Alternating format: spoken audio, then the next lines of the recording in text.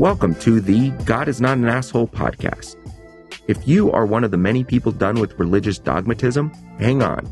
You might sense transcendence, but your church or other faith community never seem to get off the ground. You realize that honoring your conscience means more than fitting in and keeping hard-to-explain rules? Hang on. You could probably think of the goodness in your tradition, and you tried your best to save that baby, but there's so much bathwater. Join your hosts, David Norman Moore Jr. in California and Carrie Connolly in New Jersey, who are collaborating to bring on guests who have found life on the other side of fundamentalism. Guests with stories of how they have liberated themselves from beliefs that divide us from each other. None of our guests' narratives are identical, but we hope you'll find something in common with each of them. We invite you to experience our common bond as we all inspire even more of us to embrace the true self.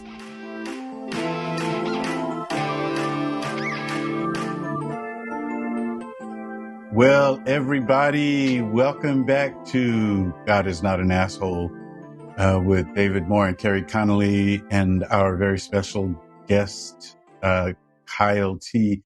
Mays, who is an assistant professor of African American Studies and American Indian Studies and History at UCLA. He is a transdisciplinary scholar of urban history and studies, Afro-Indigenous studies, and contemporary popular culture. We're going to talk about his voice in his book, his most recent book, An Afro-Indigenous History of the United States. And as we get ready to do that, I must point out that he is also the author of Hip Hop Beats, Indigenous Rhymes, Modernity, and Hip Hop in Indigenous North America. This is exciting for me to finally meet Kyle, and that's a book I will have to get to. And I want to say to Kyle, the reason that how I am aware of your work is because it was algorithmically recommended to me. You know how you read books and then it says you might be interested in, and yes, they were right. I was and am interested in your work. I really appreciate it. And I want to, right off the bat, because this is a recent development, ask you as an indigenous person, what thoughts you might have on the Vatican's recent renunciation of the doctrine of discovery. And many of our listeners might not even know what that is, but I know that you do. Yeah, it's interesting because, scouring social media and hearing people's responses to that, this is a big deal, this is important and useful. I mean, I guess as far as representation goes, it's interesting. I don't even mean to disparage the Pope or proclamation, because I think they have a place. Like, apologies certainly have a place. But when we talk about 500-600 years of various forms of violence, genocide, ongoing colonialism, an apology in that sense is kind of meaningless. An apology without actual action. And I don't mean, this is like transformational against carceral logics, 101, right? You apologize with action. And it's up to the people harmed and how they want to deal with that apology. So the doctrine of discovery, there's really two iterations related to that history in the U.S. So first, I think off the top of my head, 1493, the Papal Bull, and they're saying you now have the ability to take land outside of Europe, basically within the Americas, which led to various forms of genocide, slavery, and completely changed the modern world. Going into the 19th century within the U.S., it was a fundamental part of identifying the notion of domestic dependent nations. That is, indigenous nations who are considered sovereign based on their treaty relationship with the United States. The doctrine of discovery was utilized in a Supreme Court decision in the 1820s to say that they are wards of the United States. So it has a long history and it has contemporary consequences in relationship between tribal nations and the United States government.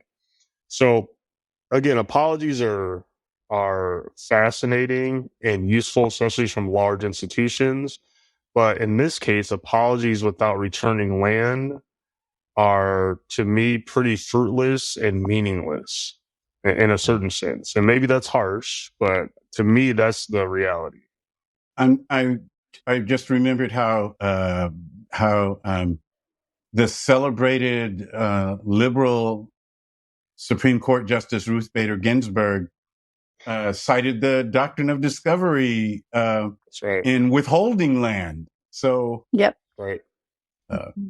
I don't really have a place for that in my imagination, actually. But Carrie, you were going to say something.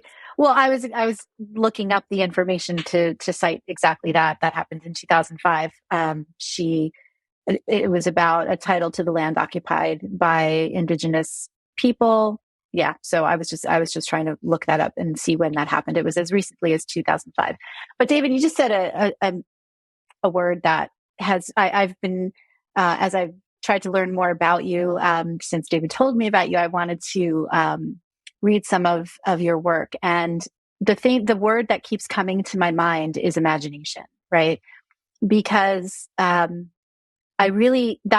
where my fascination is when it comes to how do we create a world of justice.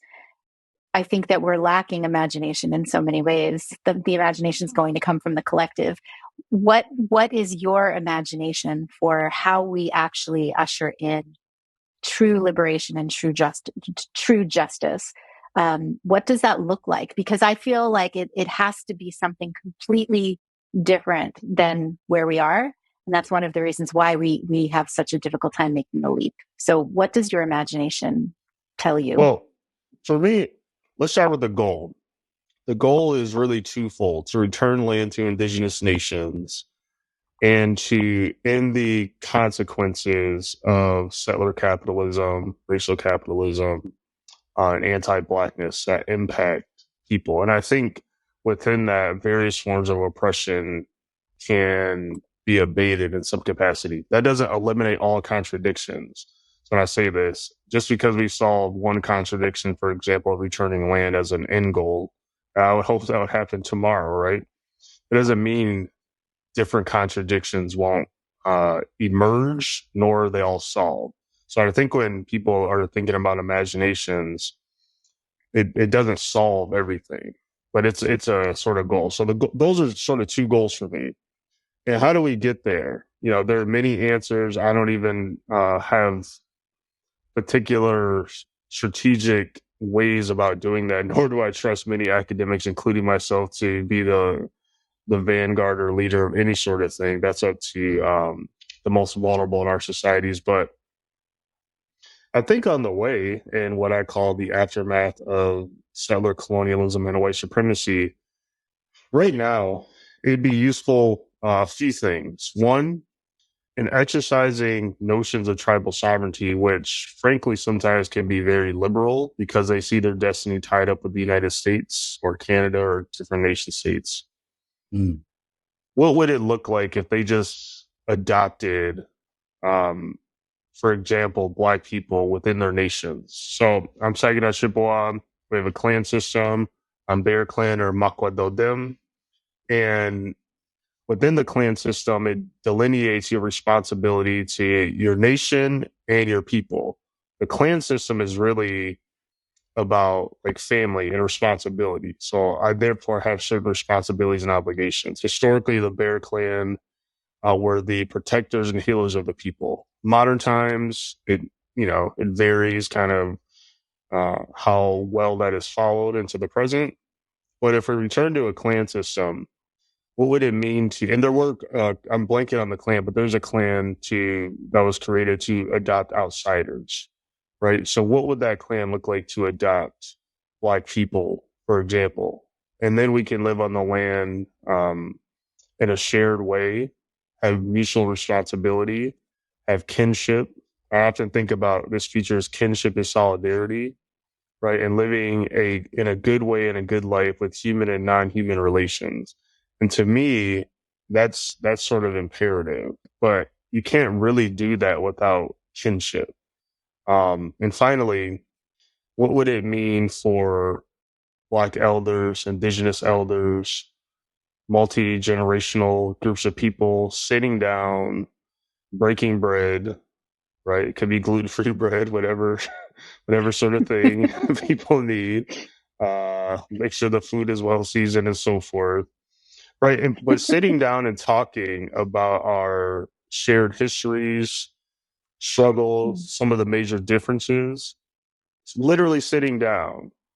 And I don't think we do that enough these days, for various reasons, COVID being one of them, very recently, the creation of social media. What would it mean? We watch things together, we read together, we share food together, we listen to things together. And that to me develops forms of kinship. Well, by birth and by consciousness, you are in a very special place. And I want to, because of some of the things I would love for us to explore during our moments here together, I want to take a chunk, a paragraph from chapter 5 of your book and read this because it's an introduction of who you are. And you wrote, among the most frustrating things I encounter are certain people's reactions to my work. The reactions have seemed to be stuck between two different responses. One is indigenous anti-Blackness expressed as, see, Black people can be racist too. They also assert that Black Americans are settlers. Let's not forget that there was this thing called slavery. The second response by Black folks is to simplify the history of Black and Indigenous relations. They easily fall into the old line of, see, those Indians are racist too. They own slaves. I think some Native people have used my work to suggest that Black people are no better than white settlers. And some Black people have called me out for minimizing the history of Native enslaved Africans. As a Black and Indigenous person, I suppose I'm just Mr. In Between, a brother without a home. All right. Mm-hmm. So with that in mind, I wanted to ask you if you have thoughts on ADOS, American Descendants of Slaves, and their vision, that collective. I joined a Facebook group that ADOS has, and as soon as I got in, I read a few posts, and I got in. I said something like, "What about Indigenous people?" And they all but booted me out. I mean, they came from every direction. And so I just withdrew from that group. So have you any thoughts about that?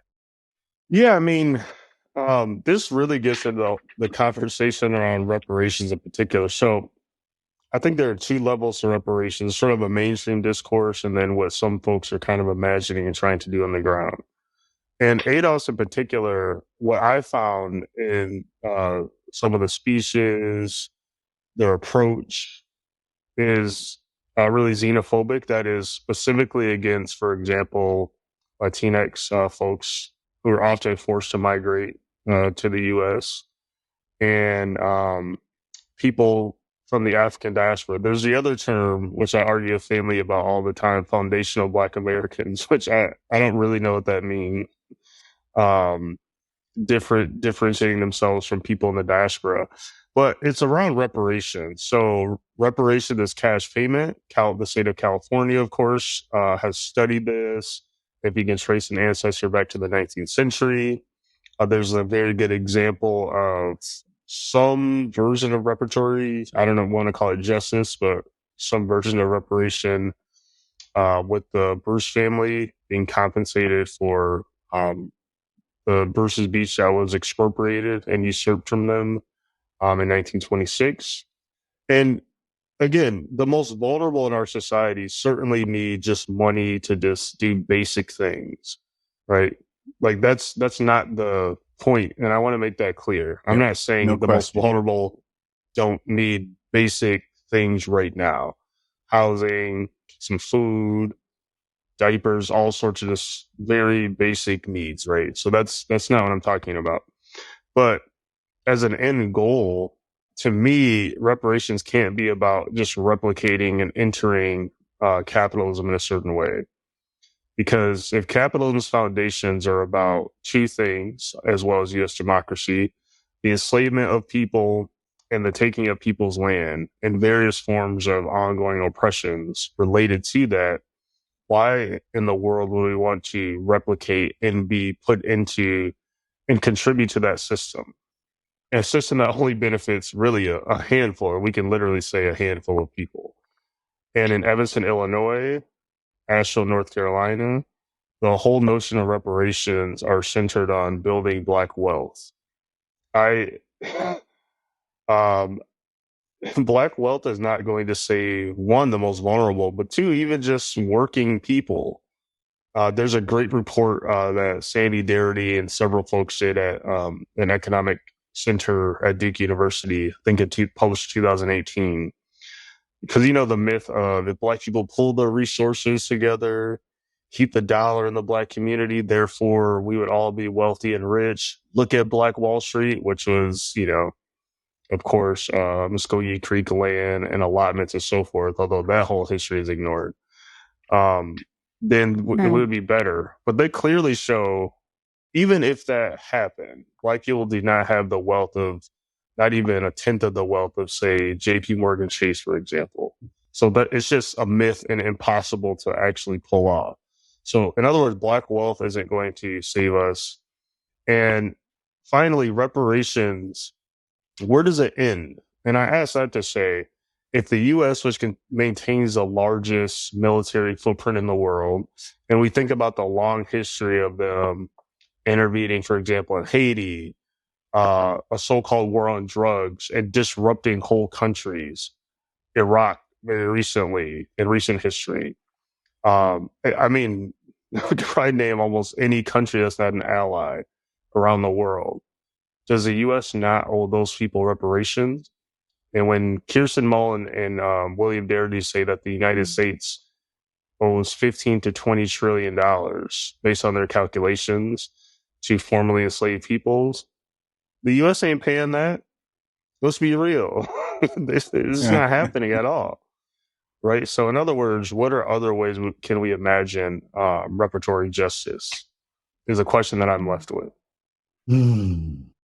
So your answer to Carrie's question is questions. You know what? As I often tell my students, sometimes asking more questions is really some of the most important things to do, because the more questions you ask, the broader, the more specific, then you get kind of new approaches to thinking about the world we want to live in. Oh, and one last thing, ADOS. How can you talk about reparation without returning land? The 5 tribes enslaved peoples, those 5 tribes of 570, there are 569 federally recognized, unrecognized tribes by the U.S. government, state recognized tribes, 5 who enslaved peoples. And that was even a minority amongst them. So again, where does land fit into this notion? And it can't be private property. Sometimes we equate territory and property. There is that way of thinking that I think the colonizer mentality is that the land back demand and movement are something equivalent to the West colonizing Palestine and creating a state. What's the difference? So the land back movement is really about returning land, but it's also what I learned from the folks at Indian Collective.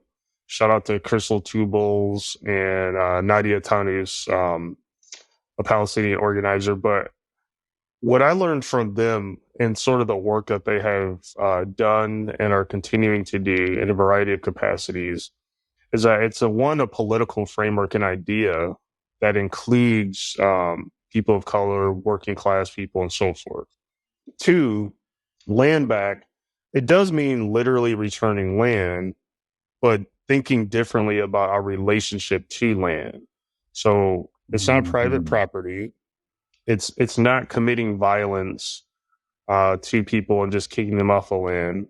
Although I also, who knows what that looks like in another way, because people are not just going to give up private property. I think that history has shown us that that's true, right? So it's rethinking, it's decolonization in its strictest sense of returning land, but rethinking, perhaps returning to old ideas of holding land in common, or sometimes it's imagining something different and new about what would our relationships look like in relationship to land, to other humans and non-humans. So it's a double approach that you have to take when thinking about the land back movement.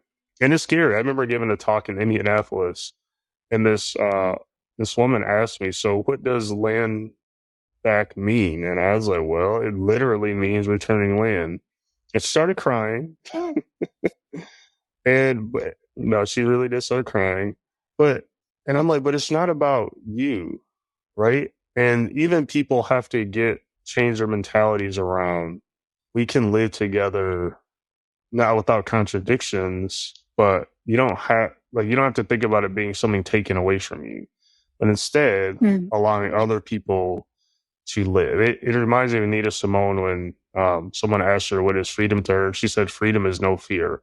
Imagine all of us, including the most vulnerable, can live in a society, be themselves, and we have our basic needs met. Right? But some people fear that, though. Yeah. One of my favorite teachers in seminary, John Franke, has a saying that I have kind of glommed onto. I always give him credit, but I glommed onto it as my personal motto, because I just love it so much. And he calls the realm of God a place where everyone has enough and no one needs to be afraid. And I think that speaks to what you're talking about. Mark Charles, I'm not sure if you're familiar with Mark Charles, but he's a Navajo teacher. And he kind of drove home the same point that you were making a little while ago. To me, that really helped me understand the complexity of the issue in a way that I think as a white-bodied person, most white-bodied people don't really think about. When he basically said that the American dream has offered, Black people this carrot that says you'll be free when you have your house and your private property, right? Like the capitalist, when you can partake fully in capitalism, and that those Black people are never thinking about the fact that where did that land come from? Who did that land belong to before they were able to assimilate into the capitalist project, right? And I thought that was an eye-opening thought for me as a white-bodied person who previously, before I started diving into these topics, I had no idea. And I think so many white-bodied people just never think about this. So we are, I think, as a people, white-bodied people are the most challenged as far as the imagination that it would take because we have been so ingrained in this capitalist mentality of getting our plot of land, a chicken in every pot, our own pot, my pot, a chicken in my pot. You have your own chicken over there. This is my chicken, right? And we have no concept of what the collective or the communal might be and how that could work. We have been so socialized into the individualist. Even myself, I feel that myself. Like, I feel resistance sometimes to the collective because I feel like, how am I as a woman going to be silenced and squelched down, right? That's a big fear of mine when I say, oh, we have to go back to a more communal. Well, to me, that reads patriarchy, right? So even though I know there are so many that were not patriarchal, but those are some of the thoughts that come to my head as a white-bodied person. And I'm watching those thoughts go through my head and I'm trying to say, like, which ones are valid and which ones are not, which ones are socialized into me and which ones do I need to look at more, so I don't know. I don't really have a question. I just wanted to offer that because I think capitalism is such is a thing that white-bodied people hold so dearly to. And because again, we lack the imagination. So I'm back to the imagination again. Anything that you can do to guide us toward imagination, I appreciate. Well, what I was struck by is thinking about the era of Reconstruction. Right, so I've been rereading Black Reconstruction, And there's so many fantastic books and approaches to thinking about that period as what Du Bois would call abolition democracy. And it was certainly that. But when you start looking at the issue of land during the period, how easily in the post-Civil War era that even the radical Republicans, Thaddeus Stevens, Charles Sumner, they're advocating for giving land to Black people. Even William T. Sherman in his field order, can't remember, it was 15, but when he's declaring certain lands in South Carolina all the way down to Jacksonville, Florida, as expropriated former plantation land, we should give that to Black people, right? And he says in that these Black people can now be considered settlers in the sense that they're now entering the very notion of U.S. democracy, which is private property. And the idea of Black belonging, whether trying to integrate, even trying to be separate, the notion of Black nationalism as a project of having the 5 southern states where Black people are exploited, it's in a sense trying to figure out a sense of home or place or belonging, right? Some form of freedom and sovereignty, self-determination. But it just exists within the contradictions of this is a settler society as well. I mean, and even when I hear someone like Aretha Franklin, the late great queen, talking about, there's a track, Going Down Slow, and she's talking about returning to her father. In part, yes, a gospel tradition, but it's also about some sort of returning home, trying to find home, or even some of the literature of Toni Morrison and like flying away and those sort of things. It's home. It's about trying to search for belonging, which is difficult for Black people.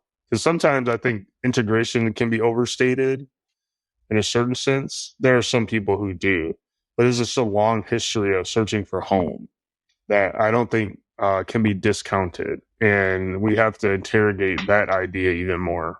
And as we're working toward this imagination as well. You know, when your book, you cited, I mean, I was impressed by the book, but I mean, you shouted out to Gil Scott-Heron, you know, that, you know, I mean, that's when I came of age, you know, when that music was coming out. And when I hear of a younger person citing Gil Scott-Heron, I say, oh, they must have done some research, you know. I don't even know if that's music that you enjoy or what, you know, but specifically, who'll pay reparations on my soul? You know, can you talk about that? Yeah, what was it? So I don't remember exactly where, but I was hanging out with my one of my good friends and colleagues, Bryce Henson, who's a professor of communications at Texas A&M University and does really cool work on quilambismo in Brazil. But I think we were having some drinks and just like talking like we do. And for whatever reason, I don't even remember the kind, we started talking about Gil Scott-Heron, and then we're like, oh, this is cool, this and that. And then that song popped into my head. And then it was that moment, and I was like, yeah, like reparations and imagining a certain future. And then the soul part, like it's about a future, but something that's both of the material conditions of Black people, but also metaphysically. How can we sort of imagine something else? So reparations, you know, relationship to the soul is a bit deeper than I think sometimes we think and consider when considering a song. Yeah, it's something that what you just talked about. There's something metaphysical along with having your needs met, and I think about, you know, I grew up, you know, closer to the era of the Great Migration. You know, basically our communities, you know, where we lived in California, in Northern and Southern California, were basically migrant colonies from the South. And so we still lived that way to some extent as kids until we started growing up. And I remember like on Sunday, we went to church and church and church. And then we broke off and we ate together. You know, we had our greens and our cornbread and, you know, our head cheese and, you know, fried chicken and all of that. And then we came back and we had church again.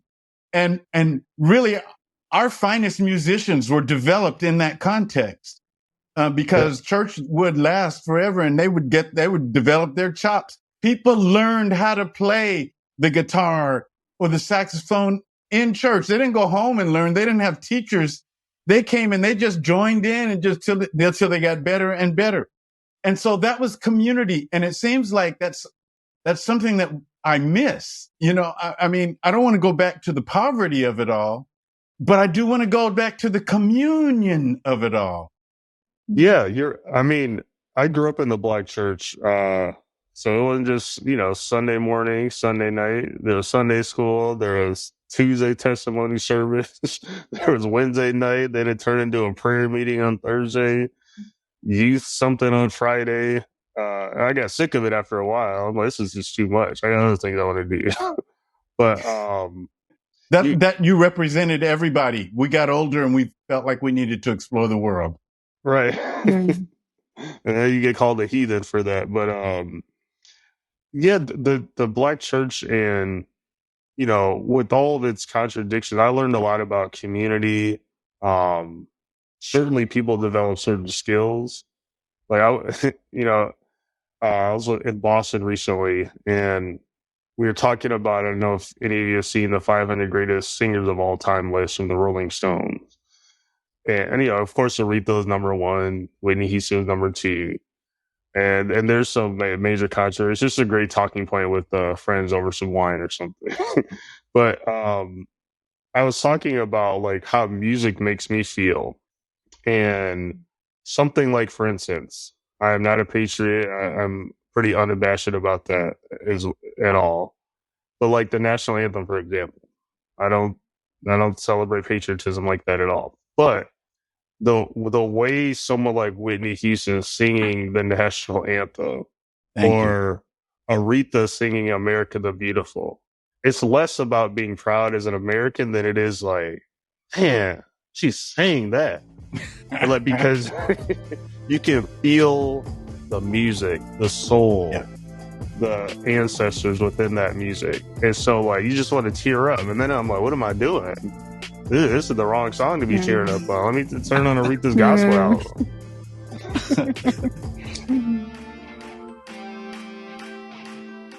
Thank you so much for being here today. We are people who have left behind performance-based religion and the shame that comes with it. Maybe you have a personal liberation story to tell, and we want to know about it. Please contact us on Twitter at God is not an asshole, or text 805-703-8393, because the world needs to know that God is not an asshole.